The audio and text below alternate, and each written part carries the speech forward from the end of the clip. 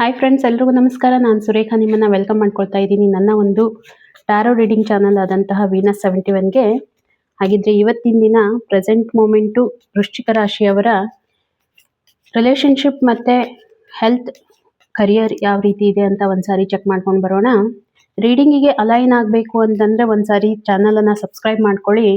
ತುಂಬ ಅಕ್ಯುರೇಟ್ ಆಗಿರೋ ಅಂತ ನಿಮಗೆ ರೀಡಿಂಗ್ ಬರುತ್ತೆ ಅಂತ ಹೇಳಲಿಕ್ಕೆ ಇಷ್ಟಪಡ್ತೀನಿ. ಹಾಗೆ ಈ ಒಂದು ರೀಡಿಂಗನ್ನು ಸಿಂಗಲ್, ಮ್ಯಾರಿಡ್, ಮತ್ತು ರಿಲೇಷನ್ಶಿಪ್ಪಲ್ಲಿರೋರು, ಹಾಗೆ ಫಸ್ಟ್ ಸೆಕೆಂಡ್ ಮ್ಯಾರೇಜ್ ಇರೋರು ಎಲ್ಲರೂ ಕೂಡ ಇದನ್ನು ನೋಡ್ಬೋದು ಅಂತ ಹೇಳ್ಬೋದು. ರೀಡಿಂಗ್ ಎಷ್ಟು ರೆಸನೇಟ್ ಆಗುತ್ತೆ ಅಷ್ಟನ್ನು ಮಾತ್ರ ತಗೊಳ್ಳಿ. ಒಂದು ಜನರಲ್ ರೀಡಿಂಗ್ ಆಗಿರುತ್ತೆ.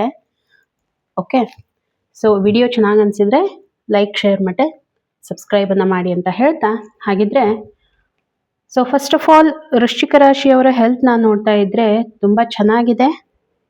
ಏನೋ ಒಂದು ಸೆಲೆಬ್ರೇಷನ್ ಮೂಮೆಂಟಲ್ಲಿ ಇದ್ದೀರಾ. ಹೆಲ್ತ್ ವೈಸ್ ನೋಡ್ತಾ ಇದ್ದರೆ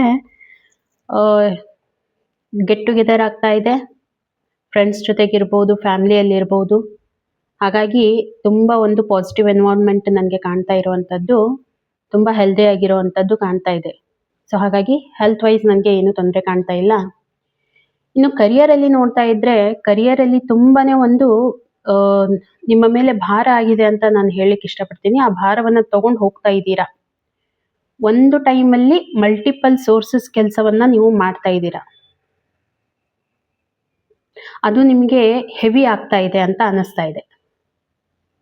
ಯಾರ ಹೆಲ್ಪ್ನು ಬೇಡ, ನಾನು ಒಬ್ಬನೇ ಇದನ್ನ ಮ್ಯಾನೇಜ್ ಮಾಡಬೇಕು ಅಂತ ಹೇಳಿ ಹೋಗ್ತಾ ಇದ್ದೀರಾ ಕರಿಯರಲ್ಲಿ. ಸೊ ಹಾಗಾಗಿ ಕರಿಯರಲ್ಲಿ ಸ್ವಲ್ಪ ನಿಮಗೆ ತೊಂದರೆಗಳು ಆಗ್ತಾ ಇವೆ.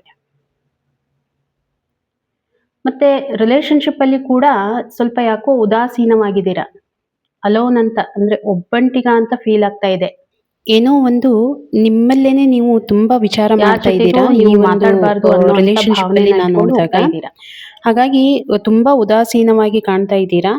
ಮತ್ತೆ ಹಾಗಾದ್ರೆ ನಿಮಗೆ ತೊಂದರೆಗಳು ಏನಾಗ್ತಾ ಇದೆ, ಎಲ್ಲಿ ನಿಮಗೆ ತೊಂದರೆ ಕಾಡ್ತಾ ಇದೆ? ನಾನು ಇವಾಗ ನೋಡ್ತಾ ಇರೋವಂಥದ್ದು ಫಸ್ಟ್ ಆಫ್ ಆಲ್ ನಿಮ್ಮ ಒಂದು ಹೆಲ್ತ್ ಆಸ್ಪೆಕ್ಟ್ ಏನು ಅಷ್ಟು ಪ್ರಾಬ್ಲಮ್ ಇಲ್ಲ, ಆದರೆ ಕರಿಯರಲ್ಲಿ ತುಂಬ ಹೆವಿ ಆಗ್ತಾ ಇದೆ ನಿಮಗೆ. ಎಲ್ಲಾನು ಎಟ್ ಎ ಟೈಮಲ್ಲಿ ಮಾಡ್ತಾ ಇದ್ದೀರಾ, ನೀವು ಒಬ್ಬರೇ ಜವಾಬ್ದಾರಿ ತಗೊಂಡಿದ್ದೀರಾ.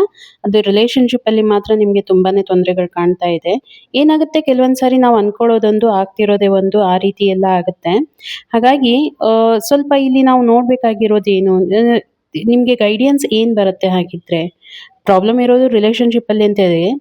ಹಾಗಿದ್ರೆ ಗೈಡೆನ್ಸ್ ಏನು ಬರ್ತಾ ಇದೆ ಇದನ್ನು ನೀವು ಅರ್ಥ ಮಾಡ್ಕೊಳ್ಳಿ.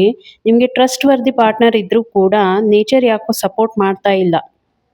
ಓಕೆ, ಸೊ ಅದಕ್ಕಾಗಿ ಸ್ವಲ್ಪ ಗೈಡೆನ್ಸ್ ಏನು ಬರ್ತಾ ಇದೆ ಅಂದರೆ ನೀವು ಕೂಡ ಟ್ರಸ್ಟ್ ಮಾಡಬೇಕು, ಸ್ವಲ್ಪ ಬ್ಯಾಲೆನ್ಸ್ಡ್ ಆಗಿರಿ.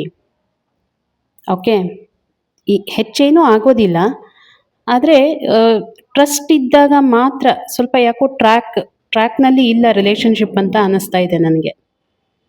ಹಾಗಾಗಿ ಸ್ವಲ್ಪ ಅಂಡರ್ಸ್ಟ್ಯಾಂಡಿಂಗದ್ದು ಪ್ರಾಬ್ಲಮ್ ತೋರಿಸ್ತಾ ಇದೆ. ಅಂಡರ್ಸ್ಟ್ಯಾಂಡ್ ಮಾಡ್ಕೊಳ್ಳಿ. ನೀವು ಇಬ್ಬರು ಕುಂತು ಮಾತಾಡಿದಾಗ ಮಾತ್ರ ನಿಮಗೆ ಗೊತ್ತಾಗೋದು ಏನಿದೆ ಅಂತ ಹೇಳಿ, ಸೊಲ್ಯೂಷನ್ ಸಿಗುತ್ತೆ ಅಲ್ವಾ. ನೀವು ಕಮ್ಯುನಿಕೇಷನ್ ಮಾಡಲೇ ಇಲ್ಲ ಅಂತಂದರೆ ಯಾವ ರೀತಿ ಸೊಲ್ಯೂಷನ್ ಸಿಗುತ್ತೆ ಹೇಳಿ. ಸೊ ಹಾಗಾಗಿ ನಿಮಗೆ ಗೈಡೆನ್ಸ್ ಏನು ಬರ್ತಾ ಇದೆ ಅಂತಂದರೆ, ನಿಮಗೆ ಏನು ರಿಲೇಶನ್ಶಿಪ್ಪಲ್ಲಿ ನಿಮ್ಮ ಪಾರ್ಟ್ನರ್ ಜೊತೆಗೆ ಪ್ರಾಬ್ಲಮ್ ಆಗ್ತಾ ಇದೆ, ಅವ್ರ ಜೊತೆ ಕೂತು ಒಂದ್ಸಾರಿ ಡಿಸ್ಕಷನ್ ಮಾಡಿ. ಸೊ ಖಂಡಿತ ನಿಮಗೆ ಇದ್ರ ಬಗ್ಗೆ ಸೊಲ್ಯೂಷನ್ ಸಿಕ್ಕೇ ಸಿಗುತ್ತೆ.